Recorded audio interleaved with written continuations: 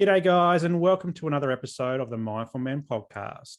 My name is Simon Rennie, and I'm the man behind Mindful Men.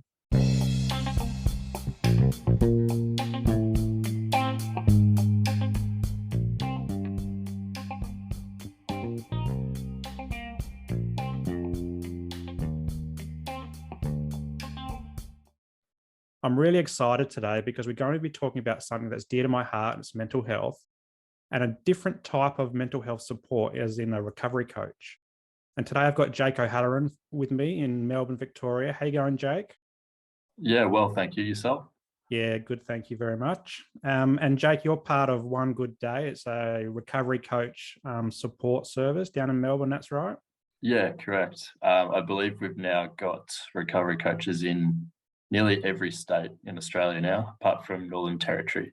Oh, cool. So we'll go into that in a little while and really explore what a recovery coach is and what they can do for people. But before we get started into that, I'd love to hear a bit about your story and how you came to be where you are today, and maybe where you grew up and some of the things that you've seen and heard and learnt along the way. Yeah, sure. So a brief summary of sort of my upbringing. I was born in Wagga in New South Wales, so a bit of a smaller rural country town, population of roughly about 80,000. That's probably on the maximum side of things. So I sort of grew up there, did all my schooling, my university degree there. So I've done my bachelor's degree in psychology. So I studied there and sort of got to the stage where I wanted to challenge myself again. So I decided to pack myself up and move by myself to Melbourne. So it was a good little adjustment period there, but I've really enjoyed it so far. Yeah. What was it like going from country to city? Fairly intimidating. I sort of had to, it's one of those times where you've got to lean on the people that you trust and, sort of talk things through and say, look, am I making the right decision for myself? Am I, doing something silly, going out on a limb here? But I think it's worked out quite well for me. Obviously still not used to the traffic, but I probably never will be as a country boy. So the last time I was in Melbourne, I had to get used to hook turns. I've never seen that before. So yeah, no, not enjoyable. And before you moved to Melbourne, did you know anybody that lived in Melbourne, or was it just you on your own and had to figure it out yourself? No, so I've got a couple of close friends that I grew up with in Wagga that had moved to Melbourne for uni, Yeah. And had stayed in Melbourne. So I've sort of been able to reconnect with them. So that's been great. And I've become really good friends with their friends from Melbourne. So it's been a really positive sort of lifestyle change for me so far. And sort of looking forward to seeing what else sort of comes of it. Yeah. And would you ever go back to Wagga? Only to visit. So, still got lots of family and friends in Wagga, so it's still a place that's quite dear to my heart. But yeah, I don't think, now that I've adjusted somewhat to the city lifestyle, I don't think I could go back to Wagga. You mentioned before that you've done your psych degree. Yep. So tell us a bit about why you chose psychology. Like going through high school, was it on your mind that you wanted to help people with mental health, or was it something that you kind of just landed in, or how did that come about? Yeah, so a bit of both, really. Obviously, going through, a bit of my own lived experience in the early days of high school, that was the first time I sort of really acknowledged within myself that, okay, something's wrong. Like, I shouldn't be this sad all the time. And sort of had to actually acknowledge and say, okay, something's wrong here. I need to actually speak to someone about it. And so I've always been interested in sort of how the mind controls the body and your actions and your lifestyle. Because at the end of the day, you can be the biggest and strongest person, man, woman in the world. But if you're not right inside of your own mind and in your mental health, it's all for naught, really. but it was a bit of a mixed thing. So I sort of tossed up between wanting to, really hone in on mental health, but I also liked the sports and performance side of things as well. So I've really tossed up between, wanting to be, like a psychologist and help people with those issues, or if I wanted to do sports psychology and sort of follow that line. But yeah, it's a very interesting sort of field to be involved in. It can be quite challenging, but it's also quite rewarding at the same time, Yeah. especially when you're sort of seeing positive changes that you're making in people's lives. Yeah. You touched on a bit of lived experience there in high school, and Yep. what's some of the things, if you're happy to share, that you were going through, and how did you work through that during high school, or didn't you work through it?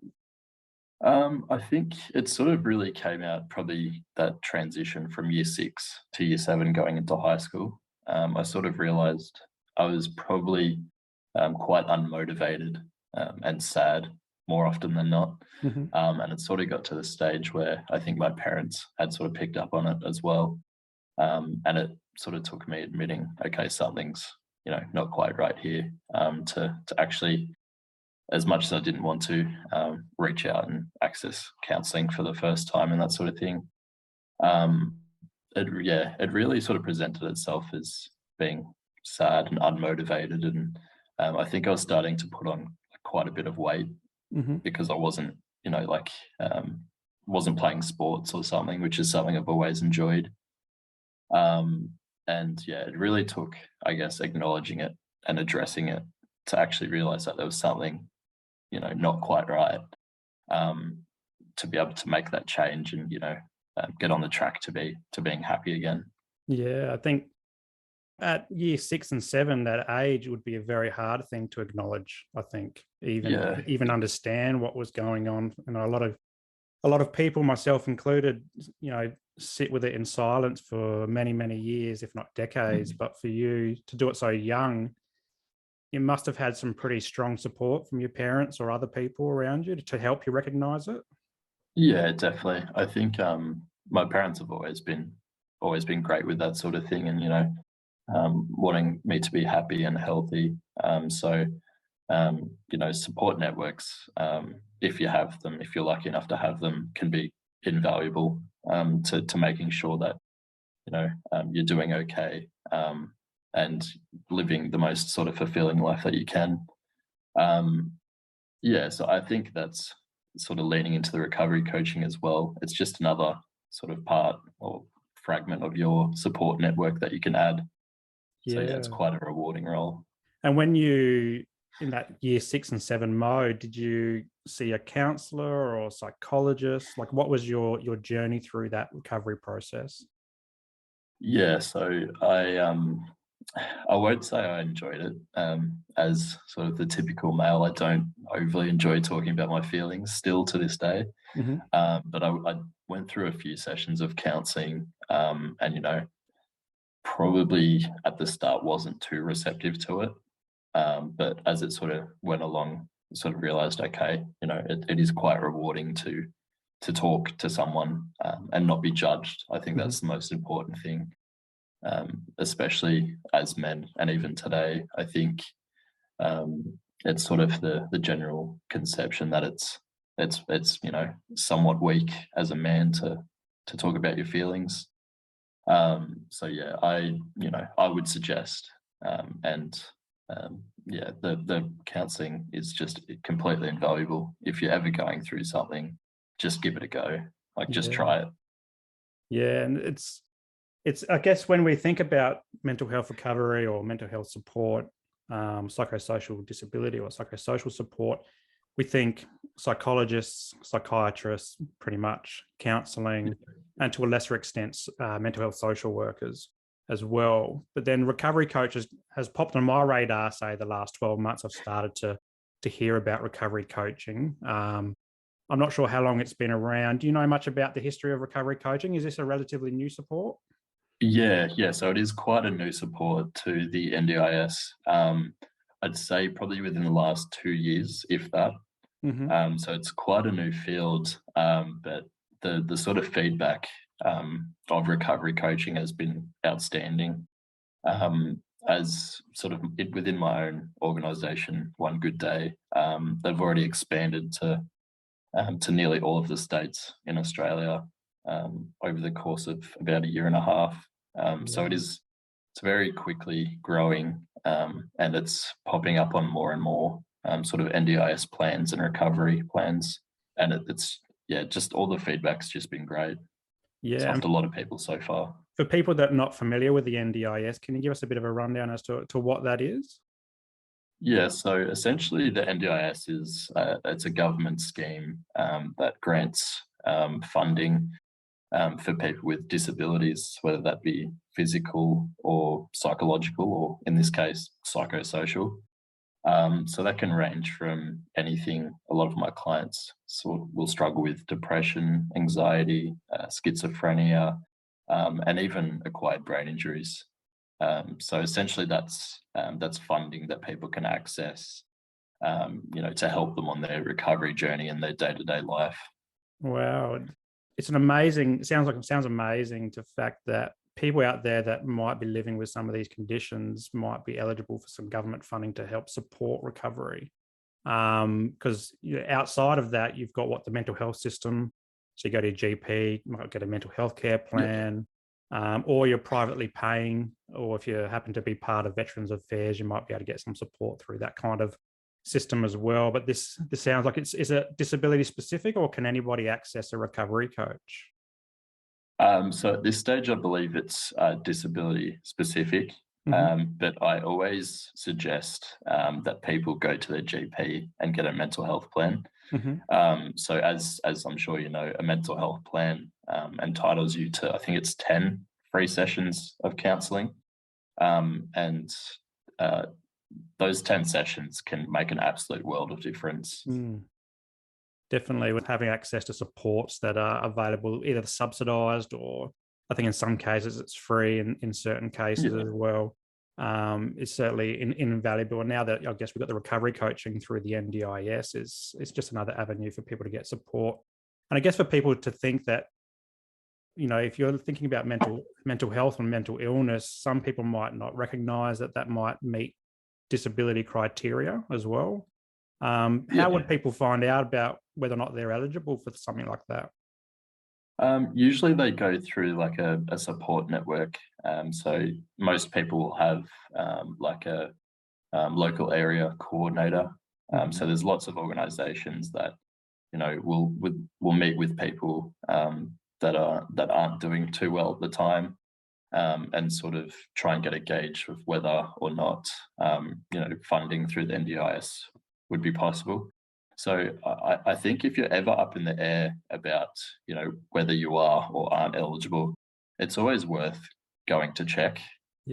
Because if you can get accepted for an NDIS plan, it can absolutely change your life.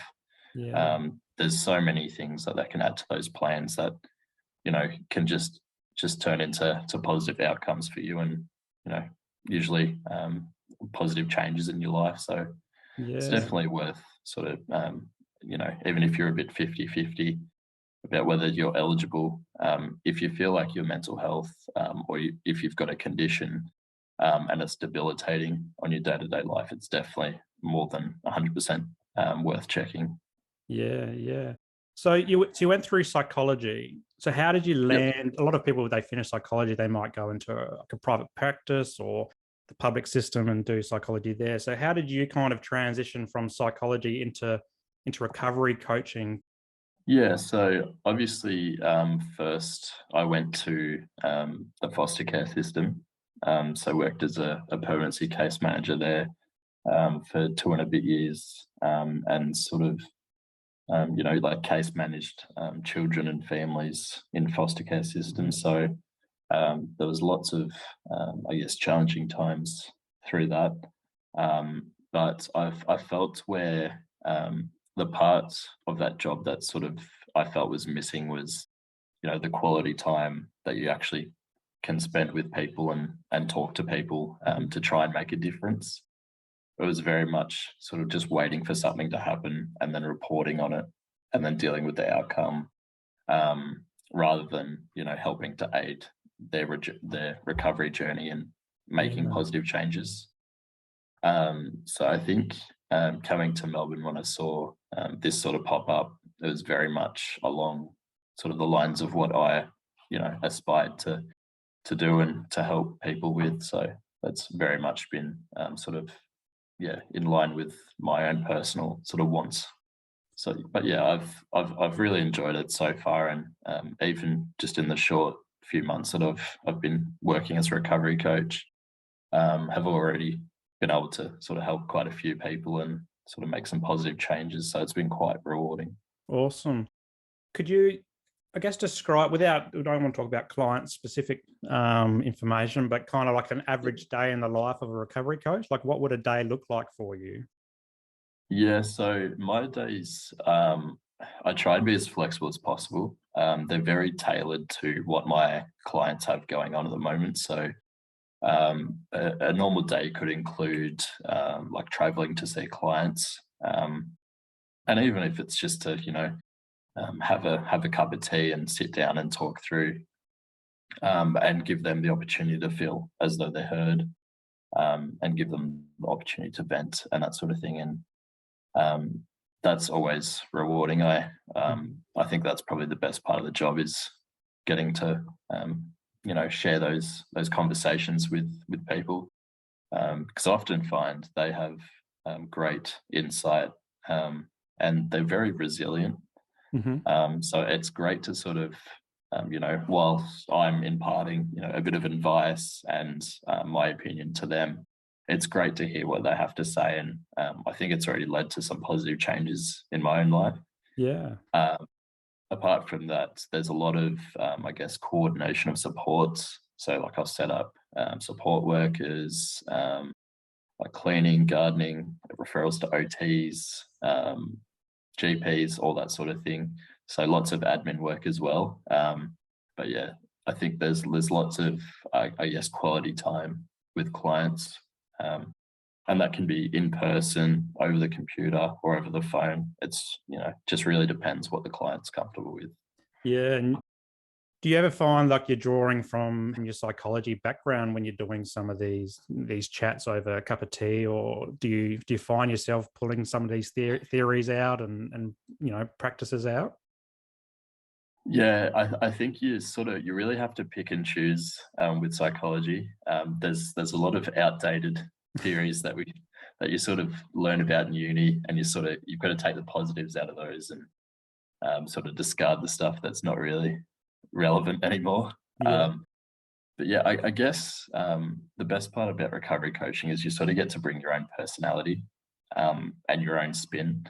So my personal strategy is I like to focus on people's strengths, Mm-hmm.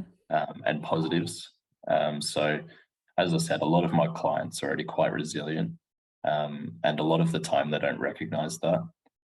So they've already been through a lot of hardships and struggle, but they sort of don't get the opportunity to recognize that and go, okay, well, I have sort of done all these things already.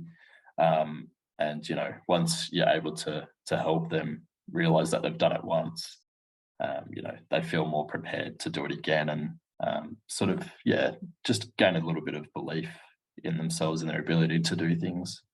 I think you've nailed something on the head there, and I spoke about this exact same concept in the episode with Lockie Stewart around people recognizing their resilience during times of hardship as well. So we can often go through life on a bit of autopilot, and we hit these hurdles and we fall flat on the ground and we're not sure how we're going to get up.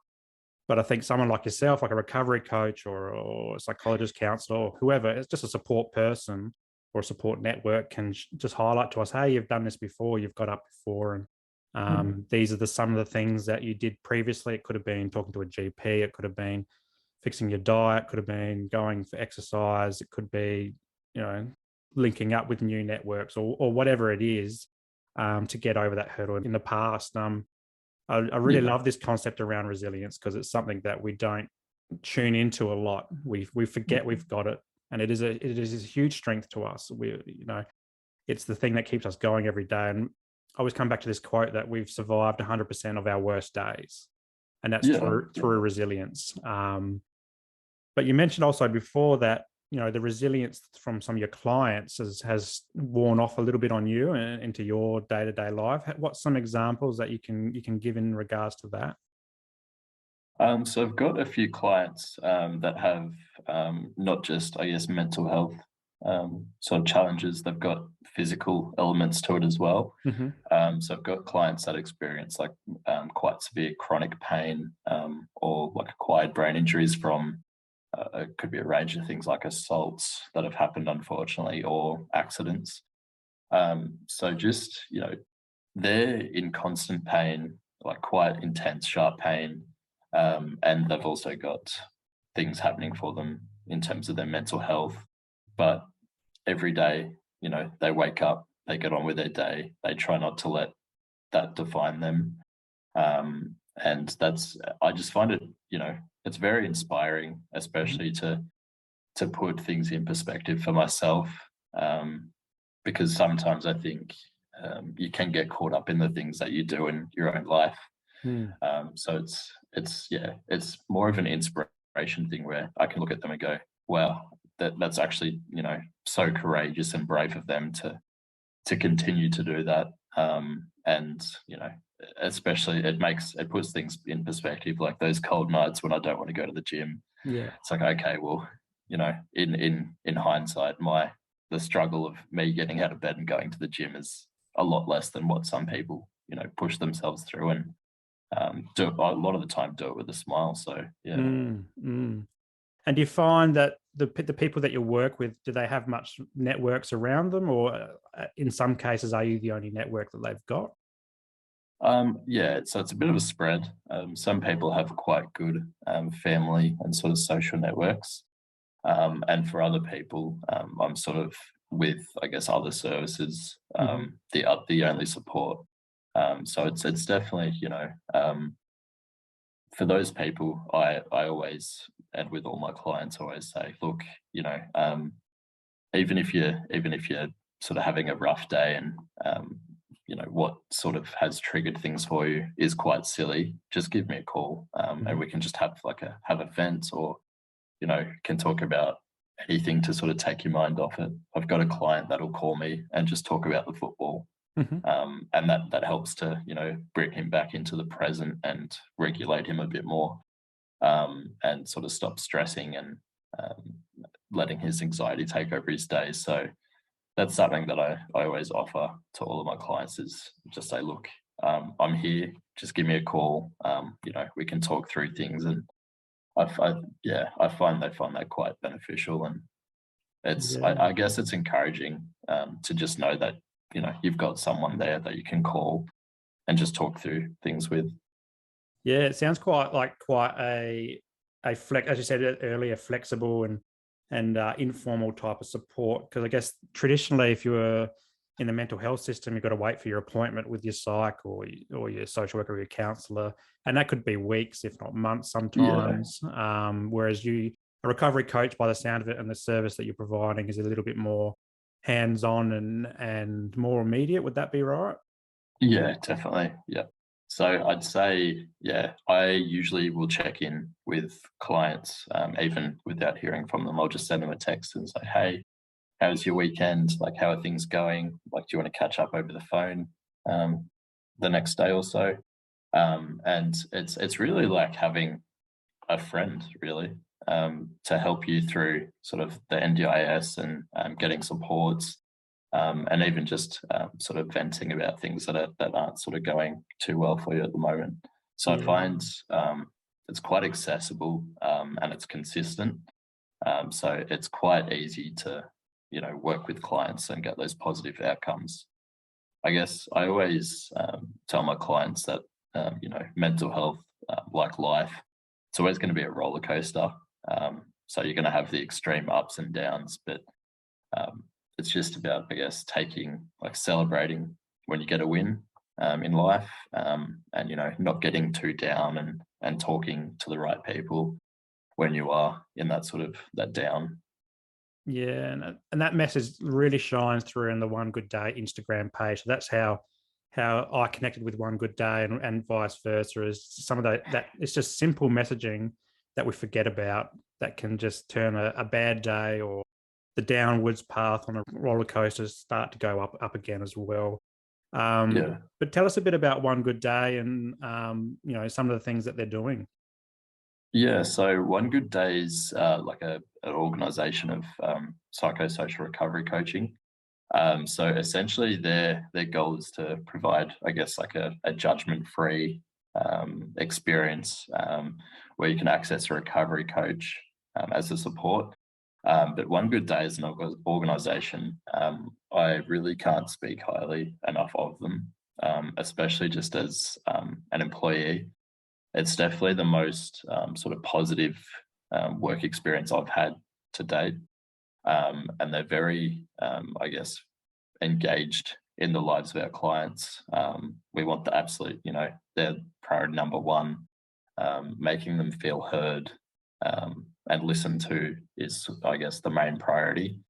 But I think the big message behind One Good Day, as you said, is that the nice little asterisk next to the good means that that's interchangeable. So you're always going to have a day where it's bad, or you might go as far as saying it's an awful day.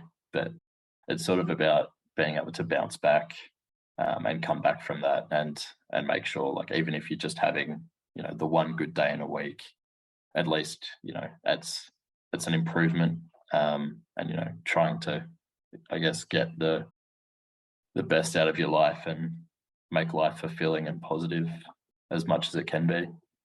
Yeah, I love that asterisk on their marketing as well, because it did remind me of, like, there was a one dark day that I saw recently, and as you said, it is very much a roller coaster. So one day, or it could be 1 week or 1 month or 1 year, like you're going really well, Yeah, and then the next day you're not. Or it could be like a zigzag effect. It could be 1 day great, 1 day bad, 1 day great, 1 day bad, and it really is that roller coaster ride that definitely. totally throws us as people off, and even the supports around people. So living with mental illness myself, and I've been going through a bit of a roller coaster recently. Sometimes it's hard for my wife to gauge where I'm at. Yeah, Am I up or down today? And I guess it's holding on to that hope that things do get better, and that knowledge that things do get better with time. It's just about finding those little things each day that pep us up. It could be a chat with a recovery coach, could be a cup of tea, even just getting out of bed, having a shower, and yeah, making your bed, something like that. Something so small and simple can really start to turn the tide and move things forward. yeah, definitely. But you mentioned a good culture there at One Good Day of other recovery coaches. Is it just recovery coaching that they provide, or they provide other supports as well? So they've got, I guess you'd call it like a sister organization, which is it's on-site. Mm-hmm. So that's support coordination and sort of the admin side of things as well. Yeah. So I'd say it is predominantly psychosocial recovery coaching, but there's a lot of different sort of elements and roles that goes into, I guess, making the organization and psychosocial recovery coaching work as a whole. I think just going back to sort of the One Good Day thing, I think the best part of it is, acknowledging that even on your good days, your recovery coach is going to be there. And in turn, on your bad days, your recovery coach is still going to be there for you. So I guess it's just very reassuring. And yeah, I've heard nothing sort of but good feedback. Yeah, wonderful. And what's the team like? You mentioned it's got a good team culture. Is it predominantly males, or is it a mix of males and female coaches? Yeah, so it's a mix of both. We've also sort of got a good mix of different lived experiences and expertise, and it's very inclusive. So it's probably the most I guess positive sort of workplace that I've it's just absolutely shattered my expectations of sort of what a workplace should be like. It's just so inclusive, I guess positive, and supportive. I honestly can't speak any higher of it. Yeah, you mentioned lived experience. So we often talk about lived experience in the mental health space, but also learned experience. So the learned experience is the going to uni or the courses that we do to get the theories behind the practice, but also the lived experiences, like what you experience in year 6 and 7. People like me, lived experiences 30 plus years. Some of the other coaches, I'm assuming, have got quite a wealth of lived experience. And I think that when you blend the two, it really helps connect with clients as well, because they can understand, oh yeah, you do know what I'm feeling like, or you understand the things that I'm saying. It's that can be a really connecting experience, I'd imagine, for someone like yourself. Yeah, definitely. So I think in sort of the client matching process, it's definitely sort of taken into consideration as well what your previous experiences are, and what your knowledge base is, and then you're sort of matched up with your client base. So I find a lot of the time, it's I laugh with clients sometimes and say, look, you're supporting my mental health as much as I'm supporting yours. And although I laugh, so honestly, some days it's completely true. I can have conversations with clients and without going too sort of in depth with things, just I actually quite enjoy hearing what their experiences are, and their strategies with dealing with things, and trying those out myself, because as I guess we both know, mental illness isn't something that you sort of take some medication or do a year of rehab or something like that and it goes away. It's something that's it's consistent, can pop up when you least expect it. It sort of creeps up on you. So I think it's really just about how you manage it. So I think I've through a lot of my clients, I've picked up a lot of strategies that that have started to work for me as well in, I guess, managing my own mental health. Wonderful. And I guess it comes back to that shared experience of mental illness when you're through that client connecting phase that you talked about, or linkaging. That also brings out that resilience component as well, where they're talking out loud just through the art of conversation, a cup of tea or whatever it is, and all of a sudden they're saying, oh, this is what I've done. And then at the end, they might go, oh, shit, I forgot about that.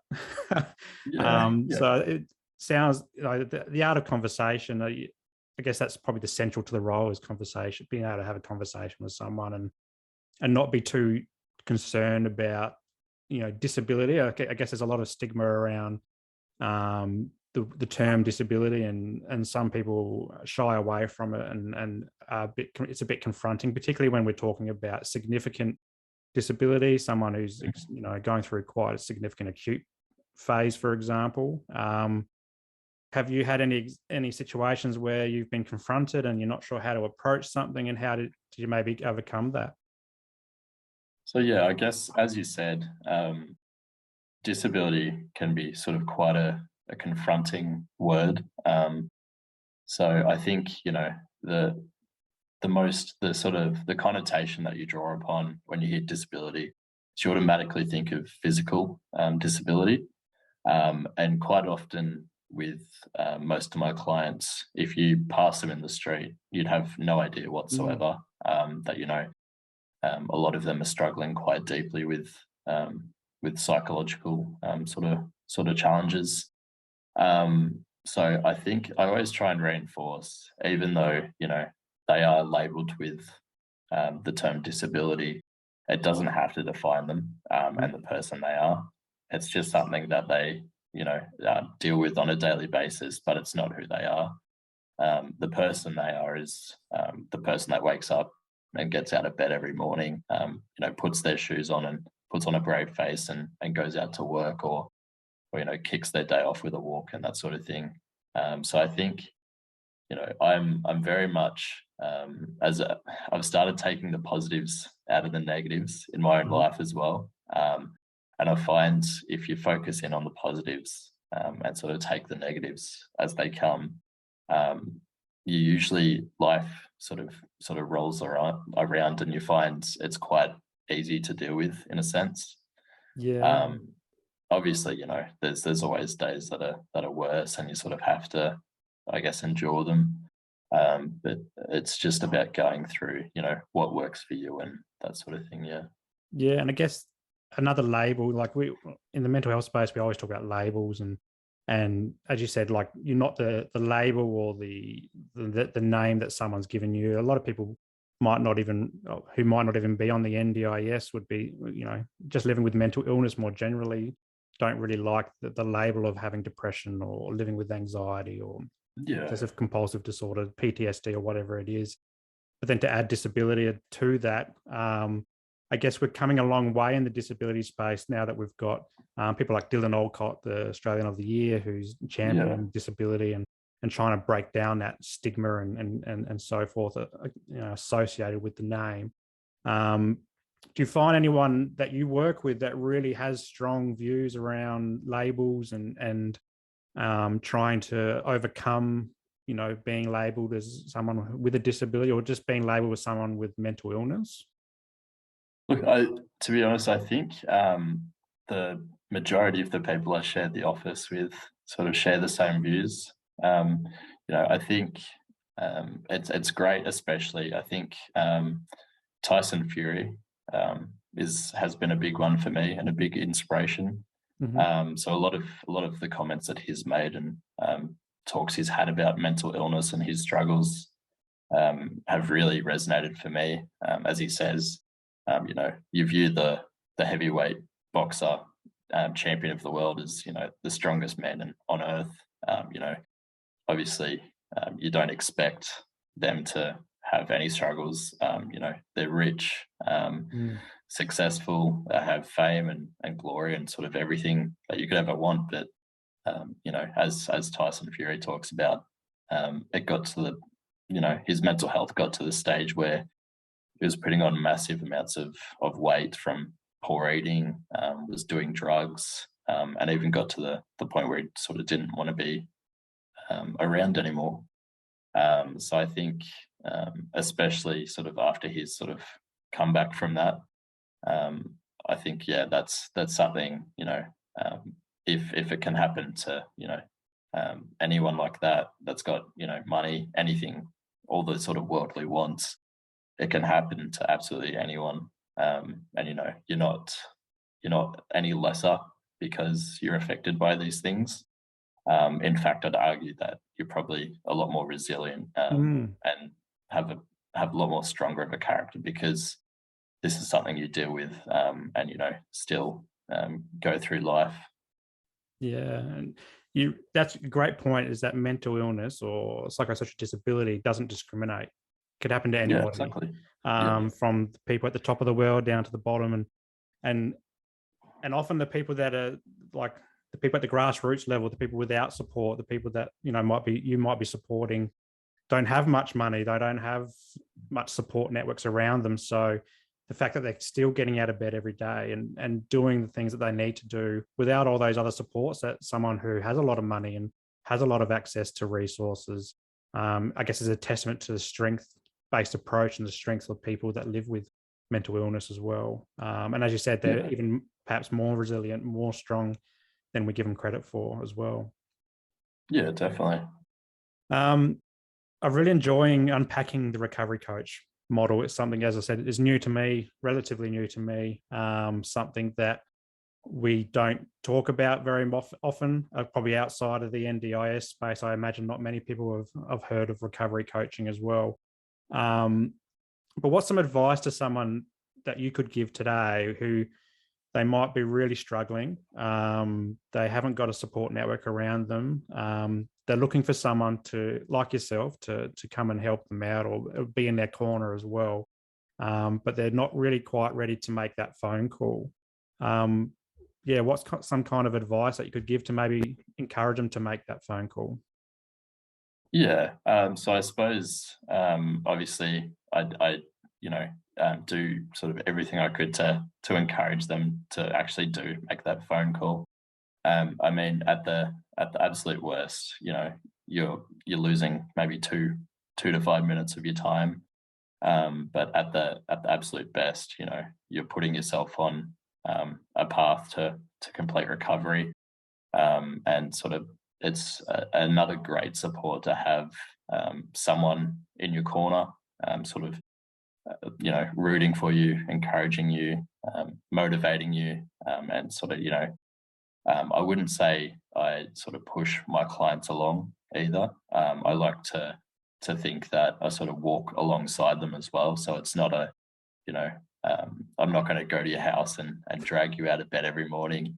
It's very much, we work together. It's a team effort. Mm-hmm. So I work, quite closely with their other supports, and even, their family and friends. So I speak with a lot of my clients, like their husbands or their wives, or even their brothers and sisters and their mums and dads. So it's a really, a team-based approach. It's not, I wouldn't say it's, as I said, it's not pushing them along. It's saying, look, this is where you are at the moment, at your absolute lowest. Obviously, it's not how the rest of your life has to be. Mm-hmm. At least let's give it a go. Let's try and make things a bit more positive for you. Wonderful. And you mentioned before that One Good Day is now every state and territory except for Northern Territory. Is that right? Yeah, correct. So I believe as early as sort of the start of last week, they just opened up another team in Adelaide. Oh, cool. And is it easy to get in contact, or? Yeah, definitely. So you can, depending on what your area is, you can call the relevant number, and the admin team are great. They'll pick up your call straight away and talk you through and explain everything. And I imagine that given it's part of the NDIS, that there's also other providers out there as well, that if someone rings up One Good Day and it's not a good fit, it doesn't stop them from getting support elsewhere. Would that be right? Yeah, exactly right. So there's obviously other organisations that you can access that will offer recovery coaching, or even support coordination, which can set up your all of your supports, like your support workers and stuff, that is less, I guess, focused on mental health. Yeah, cool. Wonderful.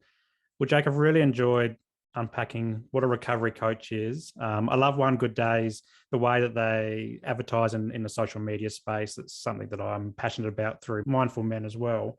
But this is now your time to shine. And I mean, you've been shining for the whole episode, but it's your time to maybe plug something that, like a resource maybe, or something that's a good listen, or a good book, or something good watch, maybe something that your clients enjoy or that you enjoy or someone from the team enjoys. Yeah, so I guess obviously a quick sort of plug to my organisation, and probably to sort of my supervisors, Lisa and Simon. They've been great so far. But in terms of sort of like mental health, I find personally, and it's a bit of a weird one, I never sort of thought I'd get to the stage where I find like quotes, and even just little poems quite sort of inspiring. Mm-hmm. So I catch myself even even before the gym, like I'll watch like a sort of inspiring YouTube video, and it sort of really picks me up for the day, and it gets my mind thinking, and I find when I occupy my mind with positive thinking, even if I haven't completely taken in what it says, it means I'm not dwelling on the negatives for me at that time. Mm-hmm. So it's I think you can take a lot from quotes and poets, and that sort of thing. Do you have a go-to quote that you love? I've actually got one on my wall. I might pull it down quickly. It's this one here. I don't know if you can see that. Yeah. It's I think the poem's called "The Man in the Arena." Mm-hmm. So I'd say look that one up. It's very good. It's not the most like the easiest read, but essentially, I guess the brunt of it is that sort of it doesn't matter, what anyone else is sort of saying about you and your experiences. The sort of everything comes back to the man that's actually in the arena and is going through the battle, whether that be, you know, in life or in your head. It's just about, you know, empowering yourself and, you know, not buying too much into what other people think. Yeah, wonderful. I love it. I'll look it up, and I'll put a link to it if I can find it in the show notes below, and also for One Good Day as well. But Jake, thanks so much for your time today. I know you're a very busy man. I'm sure you've got lots of clients to give a call to and go have a cup of tea with. But I really do appreciate time, and I've really enjoyed our chat talking about recovery coaching. No, thanks, Simon. Thanks for having me.